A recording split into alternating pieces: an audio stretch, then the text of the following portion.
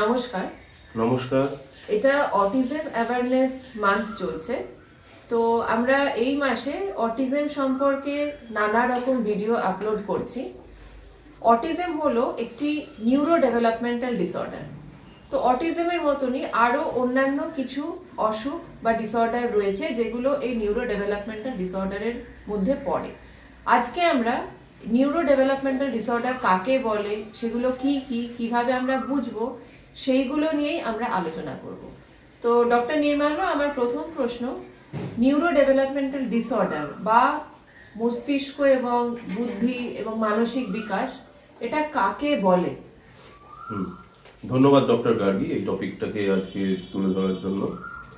তো neuro developmental disorder অর্থাৎ neuro development মানে ব্রেনের ডেভেলপমেন্ট, মস্তিষ্কের ডেভেলপমেন্ট।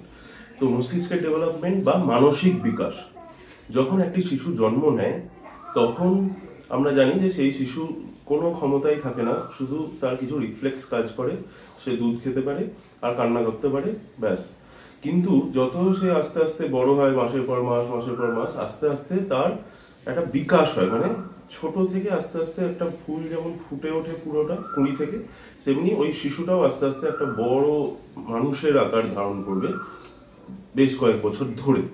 এই যে প্রসেসটা, এটাকে বলা হয় বিকাশ, মানসিক বিকাশ বা বুদ্ধির ব্রেনের বিকাশ।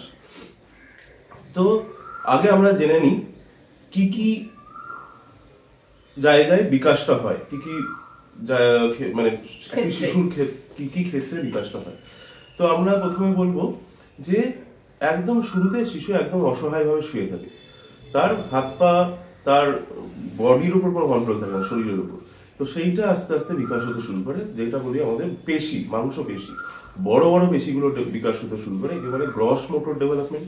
এখানে আস্তে আস্তে শিশুর ঘাড় শক্ত হয়, তারপর সে বসতে শেখে, দাঁড়াতে শেখে, দৌড়তে শেখে, সিঁড়ি দিয়ে ওঠানামা করতে শেখে, সাইকেল চালাতে শেখে, বল মারতে শেখে। 4-5 বছর ধরে হয় এটা। তারপরে আমরা আসবো ছোট ছোট মাসল, অর্থাৎ ফাইন মোটর, আমাদের হাতের মাসল, আমাদের মুখের মাসল, আমাদের চোখের মাসল, এইগুলোর বিকাশ।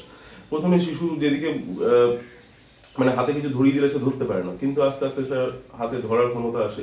তারপর সেই ধরার ক্ষমতাটা আস্তে আস্তে আঙুল দিয়ে সে ধরতে শেখে, তারপর সে আঙুল পয়েন্ট করতে শেখে, দেখাতে শেখে, তারপর সে লিখতে শেখে, আঁকতে শেখে, তারপর সে আঙুল দিয়ে বোতাম লাগাতে শেখে, জুতোর ফিতে বাঁধতে শেখে, তারপর নিজের হাতে ভাত খেতে শেখে, ভাত মাখাতে শেখে।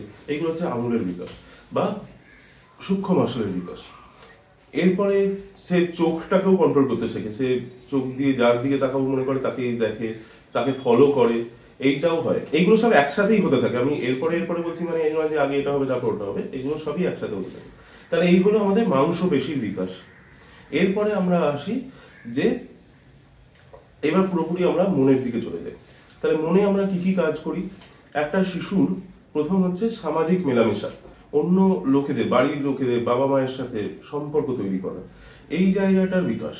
তাহলে প্রথমে শিশু কাউকেই চিনতে পারে না, কিন্তু তারপর আস্তে আস্তে দেখা যায় যে মাকে চিনতে পারছে, বাবাকে চিনতে পারছে, তাদেরকে দেখে হাসছে, যে কোনো লোককে দেখে হাসছে, তারপরে তার সাথে খেলা করার চেষ্টা করছে, তা সে কিছু বললে সে ঘাড় নাড়াচ্ছে, তার সাথে আও আও করে আওয়াজ করছে। তারপর আস্তে আস্তে সে চেনা ভার্সেস অচেনা, এই মানে যারা চেনা লোক তাদের কাছে সে ভালো থাকছে, যারা অচেনা লোক তাদেরকে অ্যাভয়েড করার চেষ্টা করছে, এটাও নর্মাল বিকাশ একটা। তারপর আস্তে আস্তে সে বন্ধু বানাতে শিখছে, সে দৌড়াদৌড়ি করে বন্ধুদের সাথে আদান প্রদানের খেলা খেলতে শিখছে, লুডো খেলতে শিখছে, ক্রিকেট খেলতে শিখছে, ফুটবল খেলতে শিখছে, ছোঁয়াছুঁয়ি, লুকোচুরি এসব খেলতে শিখছে। তো এটা হলো সামাজিকতার বিকাশ। এরপরে আমরা বলি কমিউনিকেশন বা কথাবার্তার বিকাশ। এখানে একটা জিনিস খুব ইম্পর্টেন্ট, কথা মানে শুধু এই যে আমি কথা বলছি এটা নয়, পুরো যে আমি কাউকে বোঝানোর চেষ্টা করছি, সেটা আমি হাত নেড়ে হতে পারে, সেটা আমি ইশারা করে হতে পারে, কথা বলে হতে পারে, লিখে হতে পারে, যাই হোক, এই কমিউনিকেশনের বিকাশ। এখানেও আমরা প্রথমে বলি কথা বোঝার ক্ষমতাটা আগে ডেভেলপ হয়, মানে আগে আসে যে আমি তাকে যদি বলি ওঠো, সে উঠবে, বসো, বসবে। তারপর যদি বলে ওখানে যাও, ওখানে যাবে। তারপর যদি বলি ওখানে গিয়ে জলের বোতলটা নাও, সে জলের বোতলটা নেবে। এটা কি? এটা আপেল। এটা কি? এটা ছুরি। কোনটা দিয়ে আমি হাতটা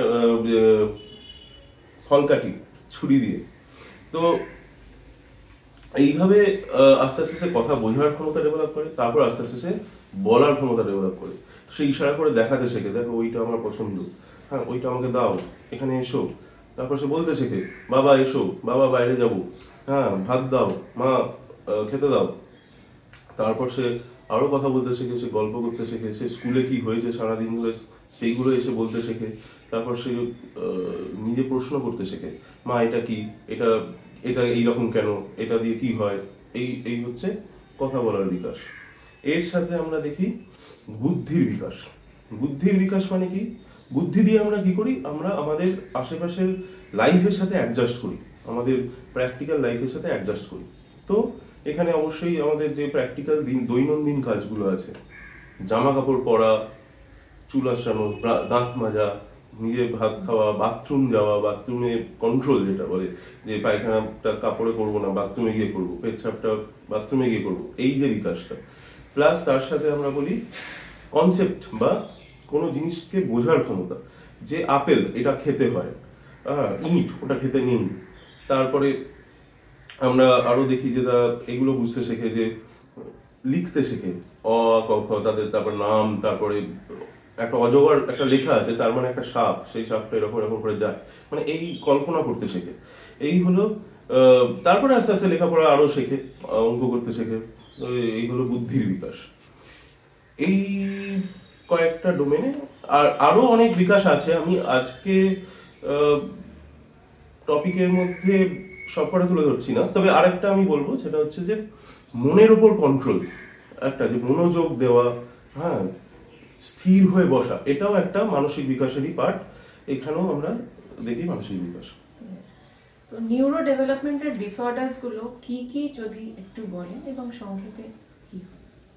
এই যে আমি এতগুলো ক্ষেত্র বললাম যেখানে মানসিক বিকাশ হয়, সেটার কোনো একটা বা একের বেশি যদি ক্ষেত্রগুলোতে অসুবিধা হচ্ছে বা বিকাশ হচ্ছে না, তখন তাকে আমরা বলি নিউরো ডেভেলপমেন্টাল ডিসঅর্ডার।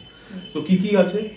যদি আমরা দেখি যে তারা ওভারঅল তাদের যে প্র্যাকটিক্যাল কাজকর্ম প্লাস লেখাপড়ার দিকটা যদি বিকাশ হচ্ছে না, তখন তাকে আমরা বলি গ্লোবাল ডেভেলপমেন্টাল ডিলে, মানে বুদ্ধির বিকাশের সমস্যা। এটা 5 বছরের নিচে বলে গ্লোবাল ডেভেলপমেন্টাল ডিলে বলে, 5 বছরের উপরে বলে ইন্টেলেকচুয়াল ডিসেবিলিটি বলে। এখানে শুধু কথা বলা বা শুধু সামাজিকতা নয়, তার সাথে আরো অন্যান্য জিনিস যেমন জামা কাপড় পরতে পারে, এগুলোতেও অসুবিধা হয়। তারপর আমরা যদি দেখি সমাজে মেলামেশা করতে পারছে না, কার সাথে কিভাবে কথা বলতে হবে, কমিউনিকেট করতে হবে, এটা বুঝতে পারছে না, নিজস্ব জগতের মধ্যে থাকছে, বন্ধুদের সাথে মেলামেশা করতে শিখছে না, খেলতে শিখছে না, এবং নিজস্ব অঙ্গভঙ্গি শিখছে, তখন তাকে আমরা বলি অটিজম স্পেকট্রাম ডিসঅর্ডার। যদি আমরা দেখি যে বাচ্চাটা ঠিকঠাক মাসেল ইউজ করতে পারছে না, বল ক্যাচ ধরতে পারছে না, জুতোর ফিতে লাগাতে পারছে না, বোতাম লাগাতে পারছে না, এগুলোকে আমরা বলি মাসেল কোঅর্ডিনেশন ডিসঅর্ডার। তারপরে আমরা যদি দেখি যে বাচ্চারা পড়তে পারছে না, বুদ্ধি ঠিক আছে, সব বাকি কাজ করতে পারছে, কিন্তু পড়তে পারছে না, লিখতে পারছে না, অঙ্কটা বুঝতে পারছে না, তাকে আমরা বলি স্পেসিফিক লার্নিং ডিসেবিলিটি বা ডিসলেক্সিয়া, ডিসক্যালকুলিয়া, এই জাতীয় সমস্যা। এছাড়া আমি যেটা সবশেষে বললাম যে মনের ওপর কন্ট্রোল, যে মনটাকে স্থির করতে পারছে না, এক জায়গায় শান্ত হয়ে বসতে পারছে না, বেশিক্ষণ মনোযোগ দিতে পারছে না, সবসময় দৌড়ে বেড়াচ্ছে, সবসময় ছটফট করছে। এই যে নিজের উপর নিয়ন্ত্রণের অভাব, যে বিকাশটা হচ্ছে না, নিয়ন্ত্রণের যে বিকাশটা হচ্ছে না, সেটাকে আমরা বলি attention deficit and hyper activity disorder বা এডিএইচডি। অনেক সময়তেই এই ডিসঅর্ডারগুলো একে অপরের সাথে একসাথেও থাকতে পারে। যেমন যার অটিজম আছে তার বুদ্ধিরও প্রবলেম থাকতে পারে, বা যার অটিজম আছে তার এডিএইচডিও থাকতে পারে, যার এডিএইচডি আছে তার ডিসলেক্সিয়াও থাকতে পারে, ইত্যাদি। তাহলে যেটা বুঝলাম যে ডোমেন্স গুলো বললেন, গ্রস মোটর, ফাইন মোটর, সামাজিক বিকাশ, বুদ্ধির বিকাশ, অ্যাটেনশন, এগুলোর মধ্যে যদি কোথাও কোনো সমস্যা দেখি, তাহলে বাবা মাকে সজাগ হতে হবে। যদি বাবা মার মনে হয়, সন্দেহ হয় যে হ্যাঁ কিছু সমস্যা হচ্ছে, তাহলে ইমিডিয়েটলি কি করা হবে? প্রথমত বাবা মাকে মাইলস্টোন চেকলিস্ট ফলো করতে হবে। বাচ্চা জন্মের পর থেকেই কত মাসে কোনটা ডেভেলপ হয় তার একটা নির্দিষ্ট মাইলস্টোনস বা মাইল ফলক আগে থেকে বানানো আছে, তার মধ্যেই বেশিরভাগ বাচ্চা ডেভেলপ হয়। তো সেইটা বাবা মা যেন সজাগ থাকে যে মাইলস্টোনটা ফলো হচ্ছে কিনা।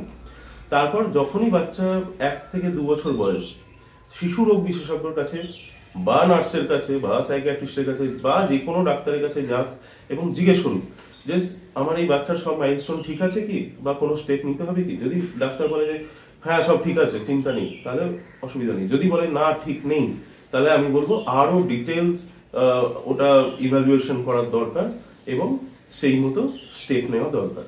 এগুলোকে আমরা যদি খুব তাড়াতাড়ি চিনে তাড়াতাড়ি স্টেপ নিই, তাহলে মানসিক বিকাশটা আমরা অনেকটাই আবার সুষ্ঠু দিকে নিয়ে আসতে পারি। অনেক ধন্যবাদ, আজ আমরা অনেকটাই জানলাম রিগার্ডিং নিউরো ডেভেলপমেন্টাল ডিসঅর্ডার। নমস্কার।